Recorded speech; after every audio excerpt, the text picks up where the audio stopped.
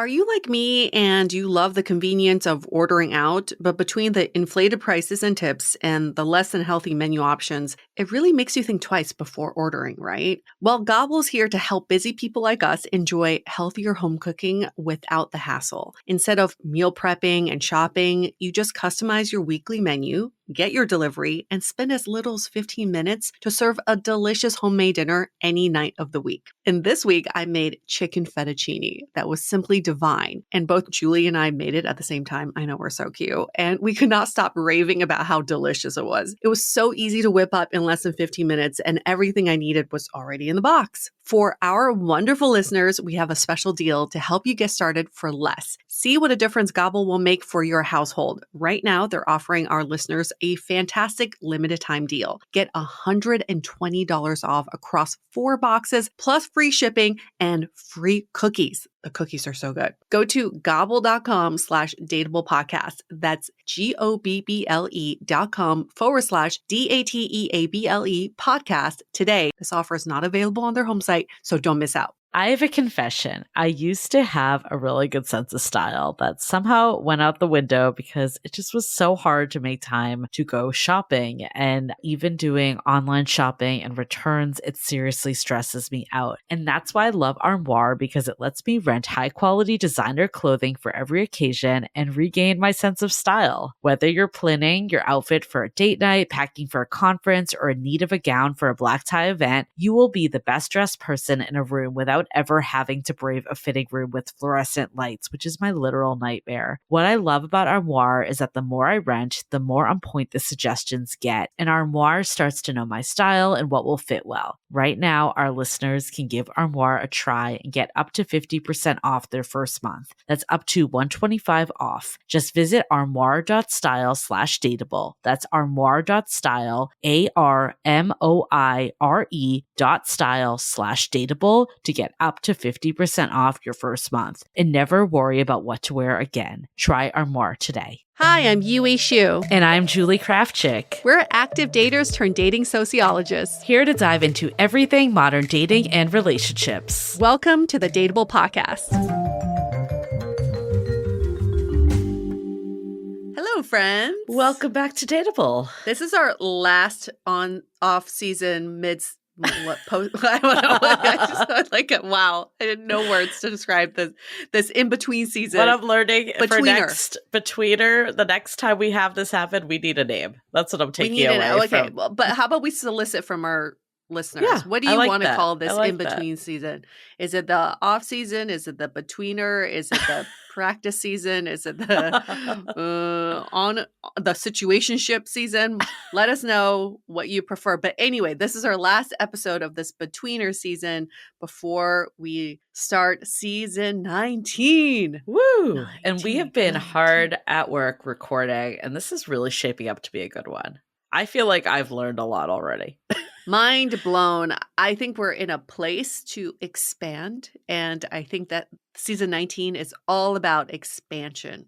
Mm-hmm. We've heard this fundamental advice for 18 seasons now. 19, we take it to the next level. Let's expand everything we know about love and relationships. Yeah. I think the big theme too with this and our upcoming book, drop it, is we no longer have to live in this world where modern dating sucks and it's the worst. No. We're changing that because I'm sick of talking about how bad it is out there. I don't know about you. Oh, no. I've muted certain text groups because of it. I don't want to hear. It doesn't move the needle. No. It doesn't make me feel good to complain about modern dating. And also nobody's doing anything about it. So what's the point of just keep complaining about it? And I'm saying this because when I was single, like super single, I felt the same way. I'm not saying this because I'm like all high and mighty that I'm in a relationship. I don't mean it that way. Like I remember when I was single, there was a certain friend that I loved dearly, but I just couldn't deal with it anymore. I was like, there's no solution here. Like we're just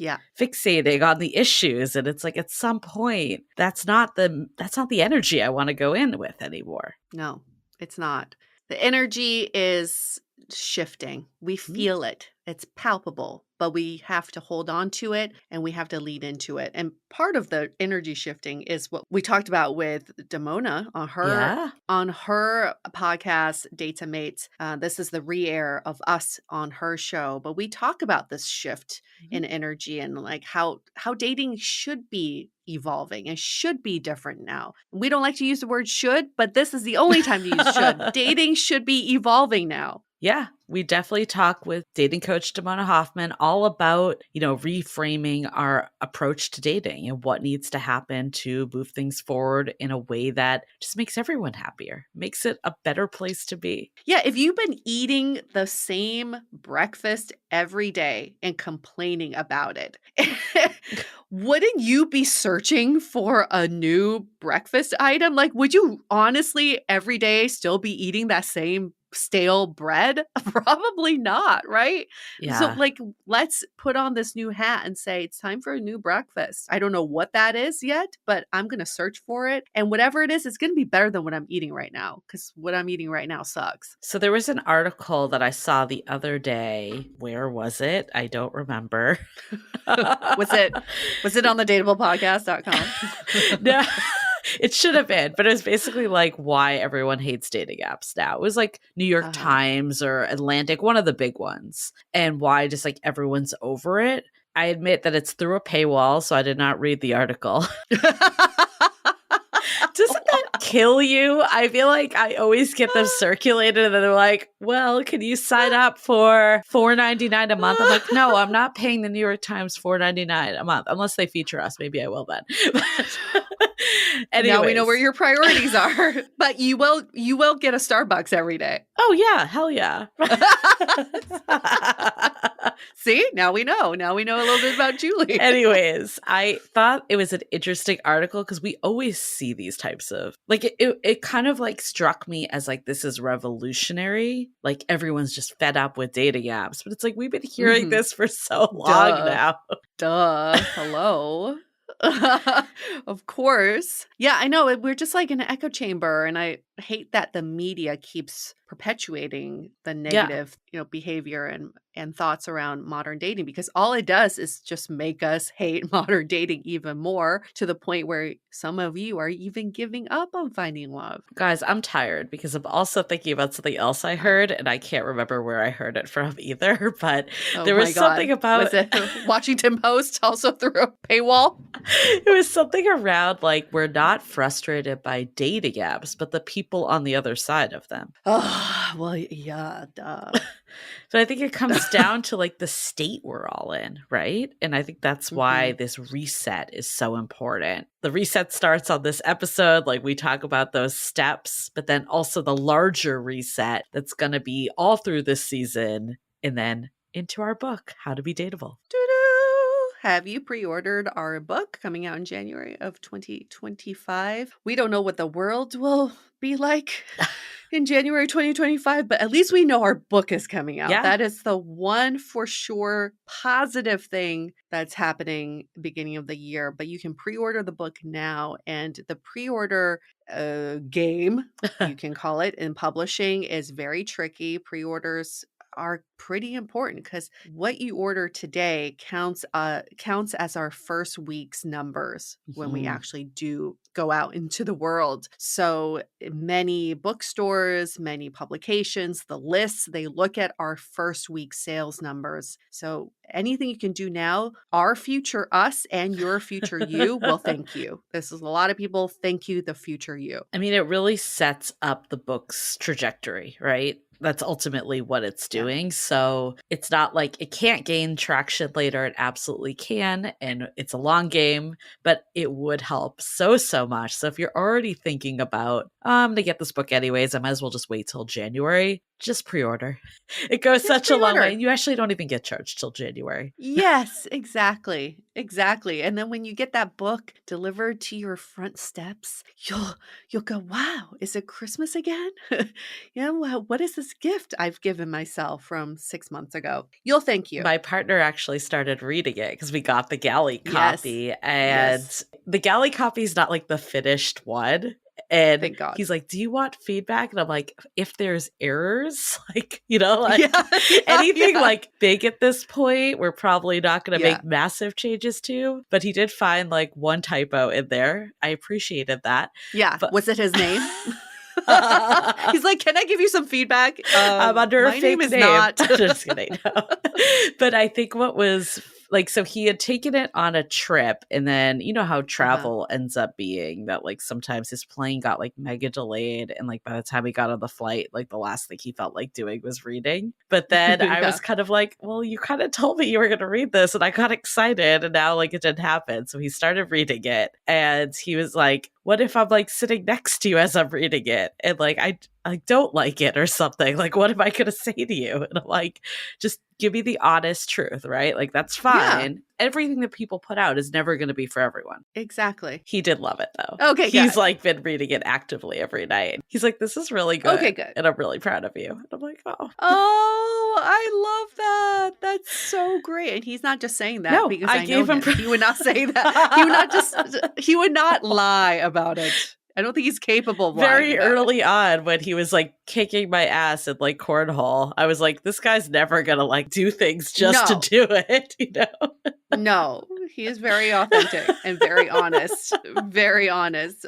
I'm glad that he loves it. He I know does. that you will too. If you love our podcast, you will love this book. And in fact, because our season 19 is going to be so great at expanding your world of love, this book is a perfect finale to our season 19. Yeah, it You're going to really be so is. revved up. You're going to take all the learnings from our next season into this book. And this book summarizes everything so beautifully for you with actionable ways to read, learn, and unlearn all the things from dating and to rewire how you look at modern dating. It's going Yeah. to be phenomenal if you do that combination, season 19 in our book. And if you're looking for a book to start reading now, our guest Oh, today, you know. oh, I was like, oh, do we have a book out?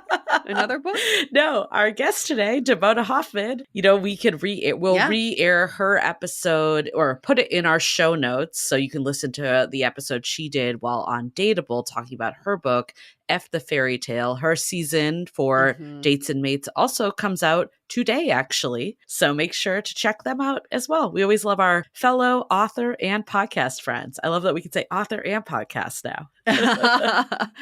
We really jived with Damona. That's why we went on her show and she came on our show. We just feel like we have a lot of aligned beliefs, and we also see so clearly where we can get better and how people can enjoy dating. Damona is one of those people who came on the out on the other side of dating. She found the love of her life and she's married to him and they have kids, but her process of getting there, definitely a tumultuous one, but she came out on top because she really found a way to enjoy dating Yeah. and not just to be in the game of dating. It was funny because when we got on the like recording with Damona, she's like, hey guys, good to see you again. I'm so glad we're recording. And we're like, this is the first time we're recording. And she's like, I Yeah. swear we've recorded together before. And we're like, I don't think we have. I know. She's like, I feel like I know you guys. There is something so familiar about her. Did you find that as well? I think it's just like we've been in the realm of each other. You know, we've obviously seen Yeah. content on Instagram, but also like listened to each other's podcasts. So it like feels like we know each other. But yeah, it definitely like relative. And then it turned out that you and her grew up in the same town. Yes.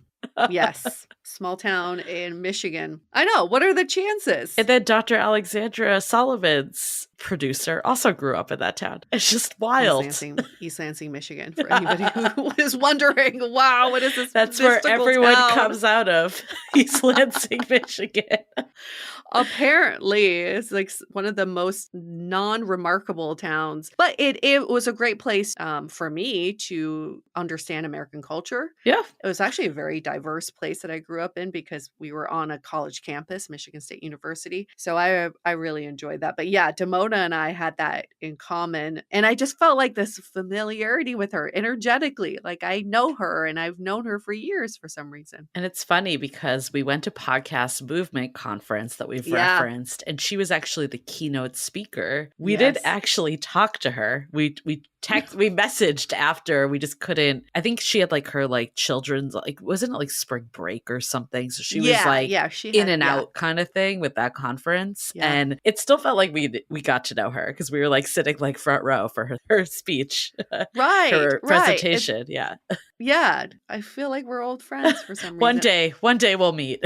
Do you think some people feel that way about Oh us? yeah, Because 100%. right? And that's totally fine. I'm not saying this as like, don't feel that way. We love it if you feel like you're friends with us and we haven't met yet, because we probably would get along really well. Remember we had a past guest that we set up on a blind date with your like coworker, and she Yes. like was like, "Oh yeah, I'm friends with them," but we had never met. So it was definitely that. Yes. I hate parasocial. It's like a weird way to say it, but I think there is a bond that you feel. I know I feel this way when I listen to other podcasts, that you like Hmm. feel like you do know the people and they are friends in a way. I know. And am I Delulu? Something that I think about that. Am I Delulu? Because I think Kristen Bell and I are best friends. I just feel like, oh my God. Yeah, girl. Like, remember when we went out for drinks the other day and you said this funny thing? And then I had to stop and think, oh no, you Wait, didn't say it to me. You said it on your Instagram. I was having a drink by myself and playing your Instagram reel. Okay. I was just scrolling through your reels, having a drink by myself. It is a weird crying. world. Definitely a weird world, that's for sure. That's It's okay. If you do that with our brunch talks, if you sit there scrolling through our brunch talks and you're eating brunch, that counts. Yeah. That counts. If we ever meet in person, you can say, remember the time we had brunch? And we'll go along with it because that is the truth. I like it. That's a good plug too, because, new season comes new brunch Yes. talks, and we've already been taking some from the ratings and reviews. And we also had a bunch of people actually write in and be like, hey, I did review in Spotify or rate in Spotify. And they actually sent a Yes. screenshot, but you don't even have So to great. just send a screenshot. We'll go honor system. We believe you, but we know that in Spotify, you can't actually write anything. So feel free to, leave that rating there, email us, DM us, whatever it is. In Apple Podcasts, we'll do another shout out. We're really trying to get to that 1K review. So it really helps, multiple ways. You get better guests. Also, you get your questions answered. Also, you can say that you pre-ordered the book, and that gives you extra bonus points. UA did say in our first brunch talk, I'm revealing this a little early because it will obviously air before, but you will get bumped even higher on the list if you say that you also pre-ordered. Uh-huh. A secret hack. Okay. Well, before we get into it, we have such a great episode in store for you. Announcements, howtobedateable.com. Go pre-order the book at Dateable Podcast. You know the drill. And let's hear it from some of our sponsors. Summer has flown by, and I can't believe we're already gearing up for fall. Fall is by far my favorite time of year, from the start of cuffing season to the fall fashion. Luckily, Quince makes shifting your wardrobe a breeze and a little too much fun because of their timeless and high-quality items that allows my wardrobe to stay fresh without blowing my budget. The best part, all Quince items are priced 50 to 80% less than similar brands. I got their signature cashmere sweater and tan for only $50, and I cannot get over the price point for how silky soft the quality is. And I just feel so fancy that I have cashmere in my closet now, and even happier that I got it at that affordable price. By partnering directly with top factories, Quince cuts out the cost of the middleman and passes the savings on to us. And Quince only works with factories that use safe, ethical, and responsible manufacturing practices and premium fabrics and finishes. Make switching seasons a breeze with Quince's high-quality closet essentials. Go to quince.com/dateable for free shipping on your order and 365-day returns. That's QUINCE.com/dateable to get free shipping and 365-day returns. Quince.com/dateable. Hope you all are having the most magical summer, and you know what would make it even better? Some feel-good gummies from Via. Trusted by over 250,000 customers, Via's hemp products are the Swiss Army knife of wellness. Like, you need to chill out after a long day? Well, there's a Via gummy for that. Dealing with anxiety or stress? There's a gummy for that. Want to set the mood in the bedroom? Oh, there's definitely a gummy for that, because Via has developed a unique blend of pleasure-enhancing, libido-strengthening ingredients and a medium dose of THC C, all into one mind-blowing gummy called High Love, which is their best-selling gummy. It's also my go-to because it completely awakens my senses and increases blood flow, making me feel so darn good, either by myself or with a partner. If you're over 21, head to viiahemp.com and use the code DATEABLE to receive 15% off. That's VIIA hemp.com and use the code DATEABLE, DATEABLE, at checkout. Please support our show and tell them we sent you. Take your passion and pleasure to a whole new level with High Love from Via Hemp. Okay, let's get into it with us on Dates and Mates.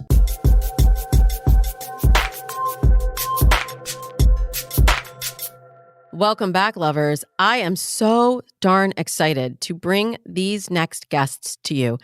I gotta admit, y'all, I was having such a deep parasocial relationship with these two that I actually thought that they had been on the show before. And when we finally talked, they were like, no, we've never met.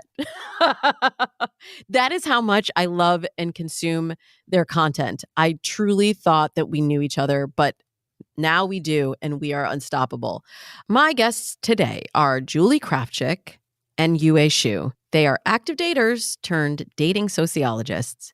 They are the creators of Dateable, a podcast, community, and knowledge source for finding love in today's world. Dateable has been named one of the top podcasts about dating, love, and sex by the New York Times, the Huffington Post, Ask Men, and they've been featured on CNN, NBC News, MSNBC, BET, and New York Public Radio, amongst many others. And they have been running through my mind and my Instagram feed for years. Please help me give big smooches to Julie and Yue. See, I'm going to give I got air kisses. back. I rarely get kisses back. This is so gratifying to have like a reciprocal relationship happening already. We are 100% aligned with you, Damona. I'm so glad you're here. I have been listening to Dateable for a long time. How long have you been doing the podcast? 8 years. Girl, we OG podcasters, right? OG. We've been in these dating podcast streets. And I know you've seen a lot of shifts, a lot of changes over the years in how people are dating, the tools people are using, and certainly the attitudes about dating right now. There is a question I get a lot on this podcast and on Instagram and anywhere people can send me questions and cry out to the world. Why is dating so hard today? Like anytime I tell people I'm a dating coach, they're like, oh yeah, isn't dating hard today? Mm-hmm. I want to know what you think. Julie, I see you nodding. Is dating so hard today? I mean, yes, I think you're spot on that it has gotten hard. And I think some of it is expectations. Some of it is what we want our partners to be is more than maybe past generations asked, which is a good thing. I don't think that's a bad thing, but it puts more pressure on it. There's also this like always available mentality too, that it's like, you can't really escape dating. I think back in the day, you had to like go out to the right environment, or you didn't have text messages where someone could get in touch with you constantly. So it's this always available part just puts it like first and foremost for all of us so much. And there's a lot of like anxiety attached to that.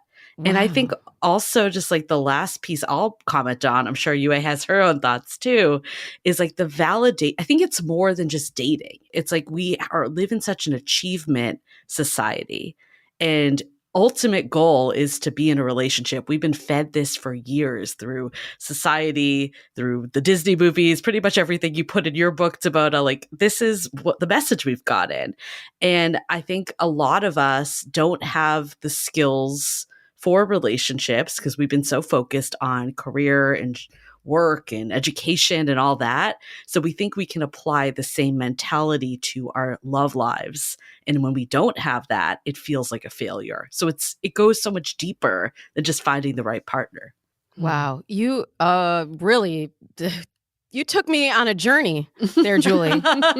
Seriously, because I say I think dating is harder today because we make it harder, because it feels harder. But you brought up some really, really good points about this always on mentality. You're so right. It used to be, and this is kind of with everything, like you were just saying, it used to be you could enter a space in a certain mindset.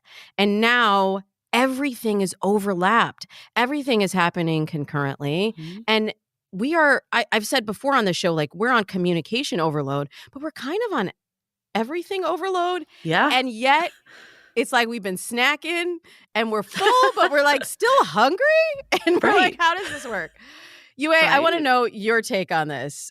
Is dating so hard today? And if so, do you have any other insights as to why? I love the snacking analogy. The more we snack, the hungrier we get because Right. we feel like there's more. There's more for us to snack on. I think it's twofold. One is we live in one big echo chamber with social media, the internet. Everyone's always echoing each other's misery when it comes to dating. And guess what? Misery loves company. Back in the day before internet, if you had problems with dating, you just tell your neighbor or your Right. friends or your colleagues. You're not like broadcasting it out to the world. Now we hear influencers, celebrities, people who have massive influence and impact telling us about how hard dating is. So then it validates what we're feeling. And we're doing it publicly too. Because then not only are we having that experience on social media where everyone can see it, but like they're also seeing who we date. Like Yeah. I remember the shift, because I started writing dating profiles like 17 years ago.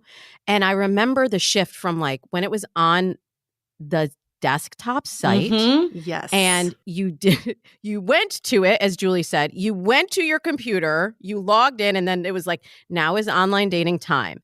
And then I remember the shift as the stigma started to diminish and people started bringing their apps with them. And then they're like, what do you think about this guy? Maybe you should swipe for me. And it became a public experience, let alone the whole like soft launch, hard launch sharing of relationships online, which makes it so much harder to disentangle yourself. So I didn't mean to cut you off because I want to hear the second part, but that just so resonated for me. It's so true. And it's so great to have been in this space for as long as we have to see that shift, to understand where we came from, right? To recognize our roots in all of this.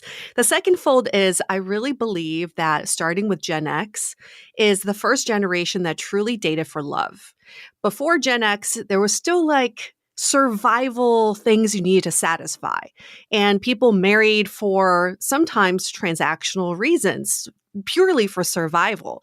But as we live longer and as our lives are better, we are dating for love. We are marrying for love. And what does that even mean? We don't have a precedence for something like this. So we're kind of all just kind of like the blind leading the blind in trying to find what is love and what does that mean for us for the rest of our lives. Yeah. And we do put a lot of pressure on our partners to be all of the things. I fancy myself a little bit of a relationship anarchist, which is people are like, what? How romantic is that? And as someone who's been happily married and I've been with my husband 20 years, and I firmly believe that he doesn't need to be my best friend, my tennis pro, my business partner, my life partner, my sexual partner, my co-parent. That's so much pressure to put on one person. And while I don't mean like relationship anarchist in, sometimes it's used a lot in like poly spaces, but I just mean that I see daters, first of all, dating by list of like, let's check all of these boxes. And you're so right, Yue, that when we started dating for love, we also layered all these other expectations on it. It's like, I need to date for love, but I also need this one person to hold so much for me. Right. Be everything. Yeah, that's a lot of pressure. It is. We see people like on like date one trying to see if this person can be their everything. And that's just near impossible to know. Like time is not something that we give each other anymore. So explain to me and to the Dates and Mates audience what the mindset shift is. And you and I both talk a lot about intentional dating, but sometimes I think it gets misunderstood between being intentional about wanting a relationship and being so focused on that outcome of getting into a relationship. It's hard to walk that middle ground between I want this and I'm approaching this with clarity and like this is all all consuming. Julie, can you explain? Yeah, no, intentional dating is the biggest buzzword, and it's something that we hear all the time, and no one could really wrap their head around what it fully means. To me, I think it means being in touch with your needs, knowing what's important to you, and staying true to them. And that sounds like easier said than done, but I think a lot of us, including myself for a long time, just went into dating being like, oh, I'll know it when I see it, or if the chemistry's there, it'll all work out. And I'm preaching to the choir. I know you feel the same way, but I think actually understanding like what is important to you, that's beyond just, I want a relationship, but I want to feel this way with a partner. I want my future to look in a way, like have a vision of it. And if someone's aligned with it, I think the difference is though, with the intentionality versus outcome driven, is that you can be intentional about wanting a relationship and wanting deeper commitment, but also not attached to the outcome that each person needs to give that to you. So for example, if you have someone, let's say for you, you're like, I need someone that is consistent, they show up, and they want to be in a committed relationship. If you have that person that you have like off the charts chemistry with, but then you don't hear from them for a week, that's a sign to leave. That's a sign to be like, this is not aligned with what I'm looking for. Yet being outcome driven, it's almost like you're trying to force that down, that outcome. Yeah, I think what I hear you saying is we need to bring that intentionality to each individual moment. Yes.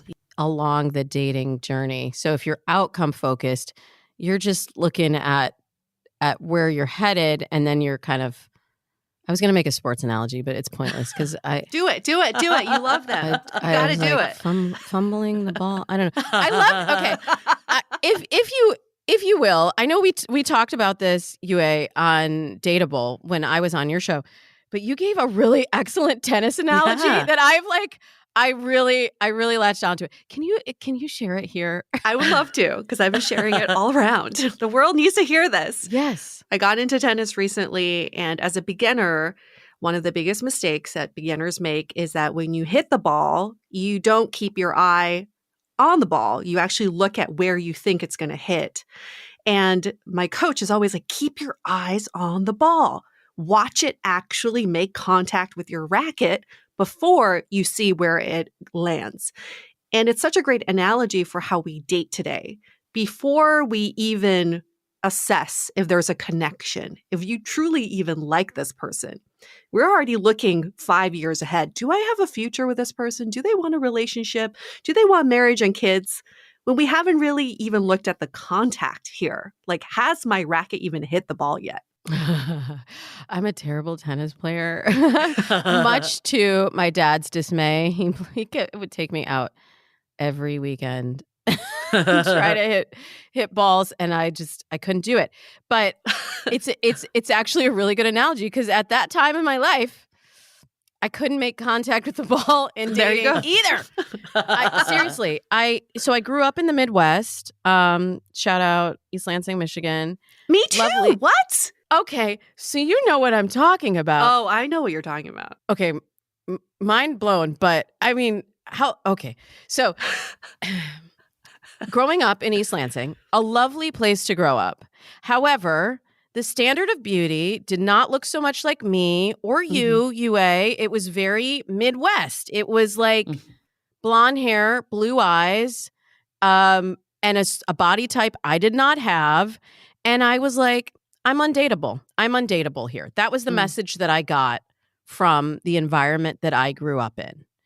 And it took me really finding myself, moving to California where I did see other people who looked like me, and really, really leaning into my authentic self to realize that I was dateable. And then it took me finding online dating. I almost said dating apps. Finding online dating to realize that there were so many options out there for me, and that it was okay if the East Lansing boys weren't into it. Their loss. But that was also my own editorial. I don't know. So what do you think makes someone dateable in the digital age today?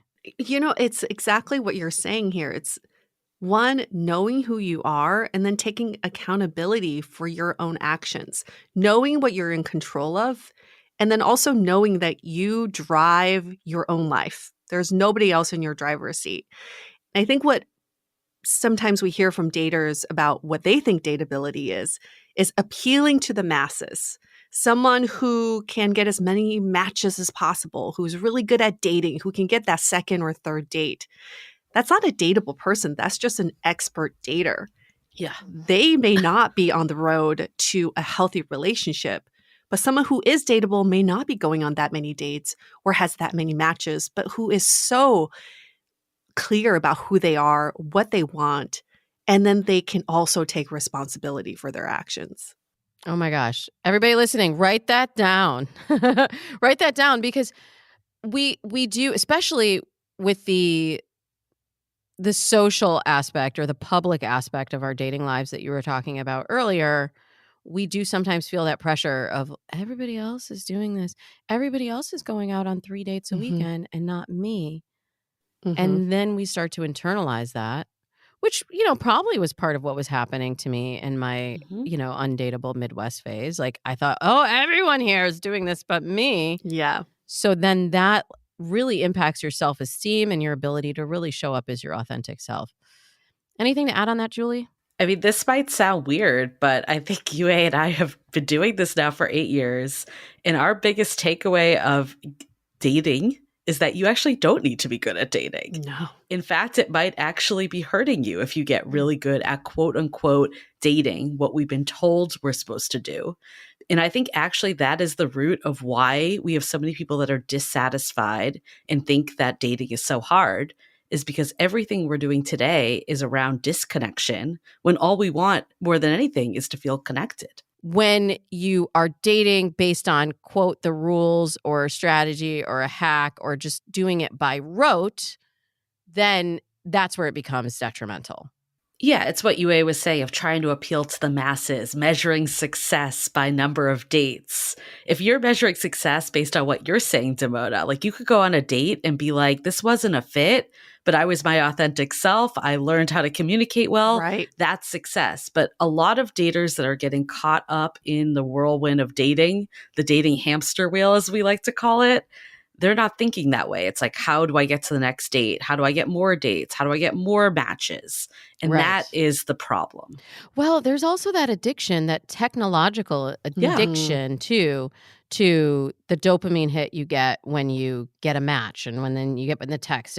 And like you were saying at the beginning, Julie, like it's the constant dopamine drip of like, I need some sort of validation, like right now. I can't wait until late. I need it right now. Give me my hit. So that's changed. Yeah. And I'm so pro apps. I met my partner on an app, but I also recognize they're designed that way. I'm an app designer by trade before Dateable. And there is a reason why you're getting those notifications. There's a reason why you're getting the "it's a match" message. And that distracts you from actually connecting with people. It puts you into that mentality. It's the hooked model. Okay, I need to get underneath that, because as someone that understands the tech side of it and has still been able to navigate digital dating to be able to make a connection, what are people doing wrong with the apps? How can people use the apps more effectively? Don't let them control you. I think that's like ultimately the way they're designed is to control you. The best thing I ever did was get notifications off of my phone and use them when I wanted to use them. But okay, by the end, before I met my partner, when I was back in the dating space, like dating myself, I was really only using apps on Sunday nights. Like that was my designated time. I was not beholden to them. I was not using them. I was not serial dating. I went on dates maybe once a week, but I feel like I was using them in a way to foster connection, not, the numbers game. I always get this question too. Like people are like, how did you know he was different? How did you know he was the one? Which I did not know he was the one on our first date, certainly. I always talk about slow love. But I knew he was different. And I hear from a lot of people like, oh, because of the endless swipe, no one wants to settle down. Well, if that's true, Then No. how did you make a connection on a dating Right. app? How did I? How did Yeah. any of my clients and listeners? Was there a moment where you're like, oh, this is different? Oh, yeah, 100%. But I think the only way it goes back to what we were talking about earlier about intentionality. I was at a place that I knew myself so well at this point. I was also comfortable being single. I remember telling you, it was like during the pandemic, I'm like, if this is what life is single, it's not that bad. Like, Right. I'll Yeah. be okay. I'm doing pretty well. So I was going in with someone that would only be additive, but I also knew what I needed. And for the first time ever, I put more emphasis on consistency and looking for that in a partner because I knew that was imperative to me. I'd been in an on again, off again relationship for 5 years that was anything but consistent. Girl, same. And it was, yeah. And it was like, Right before I met my husband, and I was like, what am I doing with my life? Right? yeah. And I was like, I was like, okay, this is what I need. Can you be here? And he was like, no. No. Yep. And I was like, that's great. That's great. And I thought I would be devastated, but instead I was empowered because then I Good. said, Yes. now I've created the space to move out of this gray zone and into clarity and consistency, like you just said. So Yeah, important. it sounds so boring to be like, oh, and that, of course, that's not all my partner has, clearly. But I think why consistency is so important is because I never questioned like when he was going to message me or when our next date was. It was just very out in the open. Like he'd ask me on the date on our date. And that allowed me to be comfortable, to feel safe, to feel secure, to form a relationship with someone because I wasn't caught up in all that anxiety and drama of like, does this person like me? Do they not? Everything was on the cards and I was just able to connect with someone. And just to add to this too, because as someone who watched Julie through this, and Damona, I'd be curious if you had a close friend who was nearby when you met your husband. It's not so much that he was different. It was just that he made Julie different. Like Mhm. Julie was a dater during this time. Like the way she would talk about him, she wasn't caught up in who he was or the potential. It was more like, oh, I have these needs. And if he's meeting these needs, Yeah. and if he's displaying behaviors of a great partner, then I'll keep seeing him. It was more like on her, you know? And Yeah. I would love to hear if your friend Damona, someone close by, would have seen that same shift in you. I guess so, because I actually wrote an F the Fairy Tale about how my roommate met Seth, I think on our like second or third date. Please don't judge me. No judgment. Actually, we did not have sex, but he was at my apartment. And he left and she was like, he's the one. And I was like, what? No, he's like Wow. this guy that I'm dating. Like, whatever. I don't know. Like, so early on. But I really have always wondered, I'm like, how did you know? What did you see? And maybe it was, as you just said, Yue, maybe it was the shift in me Yeah. Yeah. that she noticed. Cause I mean, on the surface, like, how would you know? Like, you met this guy for Right. 5 minutes. But she was right. She was right. And I forget where I heard this, but it was like someone said, and I feel bad, I'm not giving them credit, but it's like instead of looking at, the other person, when you get introduced to a friend's new partner, instead of looking at the person that they're introducing you to, like the person they're dating, look at your friend Yeah. and see how they are feeling and reacting. That's the sign of if they're with the right person. Yes. I'm having a whole lot of aha moments here in this conversation. There was one other thing I really wanted to dive into. I've talked on the show a lot about how my husband and I also have a very non-traditional relationship. Like, I've been like F the fairy tale for a long time because I knew that mold of, traditional wife was just never going to fit me. Like, I can't do it. I just can't do it. And I was really intrigued, Yue, when I was reading more about your personal story of how you came to terms with redefining these stories and gender roles and even, what a successful partnership could look like. Can you talk a little bit about that journey? Absolutely. I was a dating coach for a long time, and I thought I was really good at my job because I was really good at playing into the gender roles.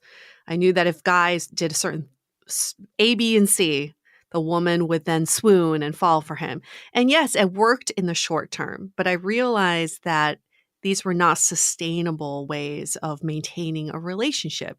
A relationship is about two people. It's not about how you trick someone into liking you or do all the things to make them fall for you. So, throughout the years and doing this podcast, Julie has seen this shift in the way Yeah. I look at dating too. Is I used to have very strict gender roles. This is what you must do if you're a woman or if you're a man.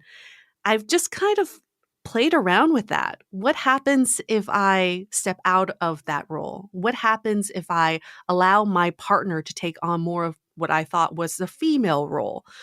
And in my last relationship, that was 5 years, we did a lot of dancing around that. What makes sense for us?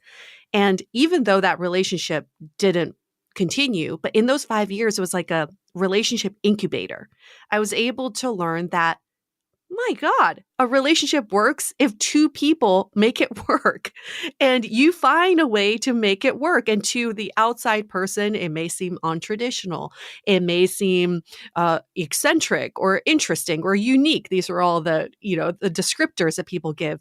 It's just a projection of what they think a relationship should look like. So get rid of the shoulds. You do what makes sense for you two. Yeah, that is such a relatable story though, Yue. And I love how you both really bring so much of yourselves to this podcast. And while you do have an expertise in dating that you share through your conversations, through your interviews, there's so much heart in the personal journey as Yeah. well. So, man, thank you for coming here, for giving me all these light bulb moments, and thank you for just even though we've never met in person, I feel like this is like girl talk. Thanks, Damona. Thanks, Damona. Follow them on Instagram at Dateable Podcast, DATEABLE Podcast. And be sure to check out Dateable the Podcast wherever you're listening to Dates and Mates right now. We'll put those links for you in the show notes. In a moment, I'll be back to answer a relatable, dateable dating question. Do I need to take a break from dating to get my personal life in order? I'll give you the answer in just a sec. Do scents evoke memories and transport you back to being on that amazing vacation again? To me, when I use Osea's Undaria algae body oil, I'm instantly on the beach in Greece again. With its all-natural, uplifting notes of mango, mandarin, grapefruit, lime, and cypress, it's hard not to be in a really good mood. But this body oil is so much more. It is clinically proven to instantly improve skin elasticity and deeply moisturize, leaving skin silky and soft. And you know how people covet that post-vacation glow? This is exactly what I achieved after using this body oil. It goes on so smooth and doesn't leave my skin oily or greasy. No wonder it's Osea's #1 best-selling product. Get healthy, glowing skin for summer with clean, vegan skin and body care from Osea. Get 10% off your first order site-wide with code DATEABLE at OseaMalibu.com. You'll get free samples with every order and free shipping on orders over $60. Head to OSEAMalibu.com and use the code DATEABLE for 10% off. So we have a very relatable and very thorough question that was texted to me by a listener. Dear Damona. Damona, help me. Our question of the day comes to us in a text message from an anonymous listener. She says, coming into 2023, I quit a very stressful and draining but decent paying job for 2 part-time jobs that I later found would each burn me out and set me back financially. Now, in 2024, I, like many educated and capable millennials, am struggling to jump back into the corporate and or otherwise known as safer and more financially secure jobs. I've been dating, and despite my struggle to reposition myself back to a place of financial stability, I recently hit my opinion of a rock bottom. My financial life is a mess, and I'm currently living paycheck to paycheck, living at home with my parents with increasing credit card debt merely to get by. I'm very educated and driven, so I know that this isn't forever, even though it feels like I'm stuck. I've put off love and dating in the past many times to focus on my financial life, and admittedly, it's never been this low. I desire healthy love and companionship now more than ever in my life. Plus, I'm approaching 30. So I don't want to get stuck in a loop of not dating at all, which will put me completely out of the game of finding my person. I know money isn't everything, but I can't help feeling like I may have to sit out dating again for a while to make improvements. The last two guys I dated were a bit of a reflection of this type of financial turmoil I've been experiencing, and I'm quite tired of financial struggles in my personal and dating life. Should I sacrifice the next 6 months to a year to become a better me financially for the type of man I want to attract? Well, Anonymous, first of all, thank you for listening, and thank you for trusting me with your love advice, especially when you're at a place where you feel so low and you feel so frustrated. And I know that there are other people out here listening to this podcast right now who can relate to exactly what you're saying, because this is a tough time for everybody. Coming out of the pandemic, there's a lot of financial insecurity for a lot of people. There's a lot of just life insecurity that we're dealing with. So I want you first to know that you are not alone. And it may feel that way because you're living with your parents. You may be sort of in a little bit of a bubble where you're not talking to people your age and your position of life to remind yourself that your experience is not an outlier. That doesn't mean that we want you to stay in this place where you have so much pain and frustration.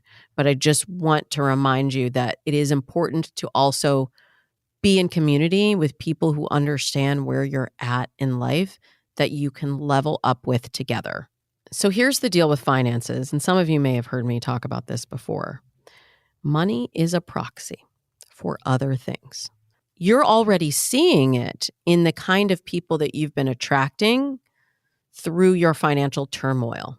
And I think that's really an astute observation that the guys you're dating seem to be a reflection of that. I don't know if you mean that they are also struggling financially or if you mean the opposite, like where you're going out and seeking people that have financial means because you don't feel that secure in that area of your life. And then you're ignoring the other pillars and matching with people that aren't really a great fit for you long term. Either way, and it may be a pendulum swing between those two things. Either way, I think you can work on both parts of yourself simultaneously because they are the same part. Do you see what I'm saying? It's not, oh, we've got to get finances together because then I'll be in a better place and then I'll be ready to date. And I say this for anyone that has whatever that thing is for you. It may be, I need to be financially secure. It may be, I need to lose 10 pounds. It may be, I need to finish school, or whatever that thing is that you always put your attention towards instead of really feeling into what you want in the relationship and how the people you're meeting are making you feel.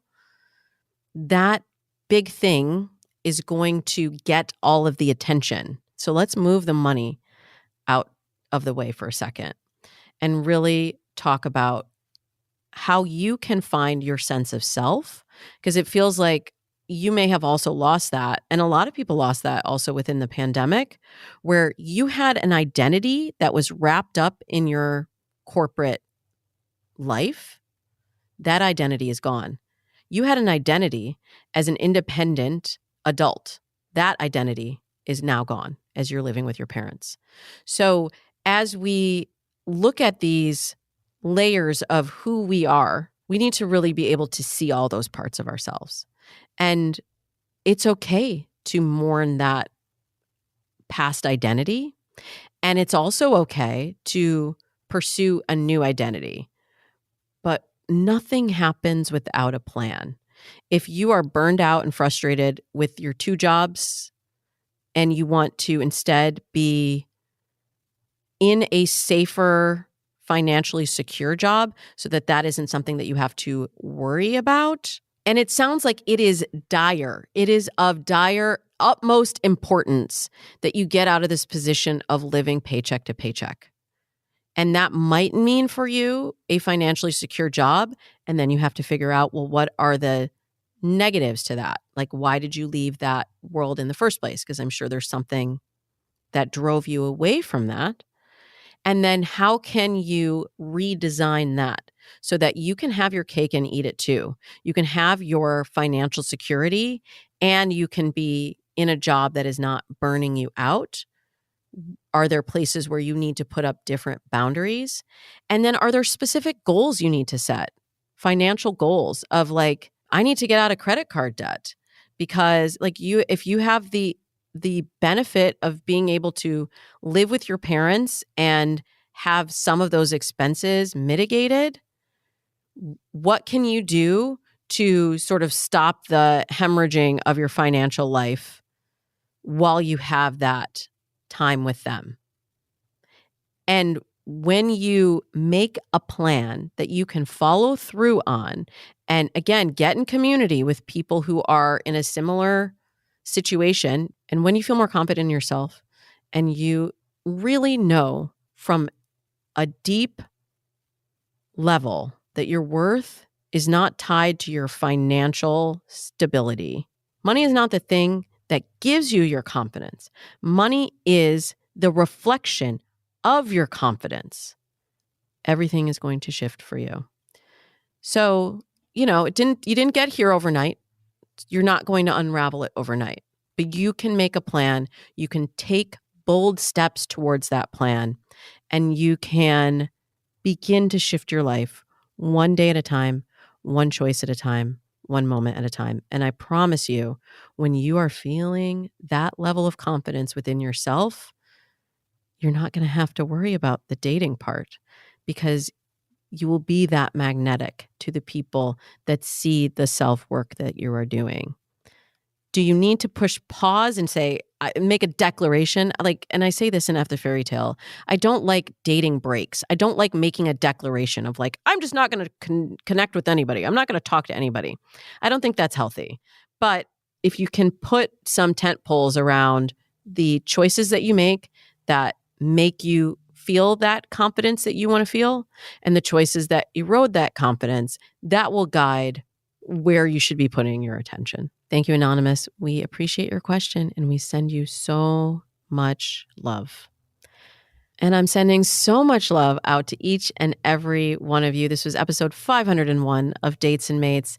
If you have a question, you can send it to me anonymously. You can send it to me in a DM with a voice memo. I love hearing your voice. You can message me on TikTok, X, Facebook, and Instagram at Damona Hoffman. You can send me a text like this anonymous listener did, or leave me a voicemail at 424-246-6255. We will be back again next Tuesday with a very special episode. It is my 17th wedding anniversary, and we have a brand new guest who will be joining us for the first time on Dates and Mates, my 13-year-old daughter, Addie. She'll be sharing what she's learned about dating and relationships as the daughter of a certified dating coach, and she'll give me insight into the questions that the next generation of daters are having in a supersized Dear Damona segment that will be surprisingly relatable for all ages. Until next week, I wish you happy dating. The Dateable Podcast is part of the Frolic Media Network. Find more podcasts you'll love at frolic.media/podcasts. You can follow us on Instagram at Dateable Podcast and visit dateablepodcast.com for access to all the episodes and our premium programs. Also, make sure to subscribe today if you haven't already on Apple Podcasts, Spotify, or your favorite podcast platform so you are the first to get all the latest episodes. And most importantly, stay dateable. Before you leave this episode, just a reminder to head over to dateablepodcast.com/programs if you want to get in on our Meeting People IRL Masterclass and see what else we have in store.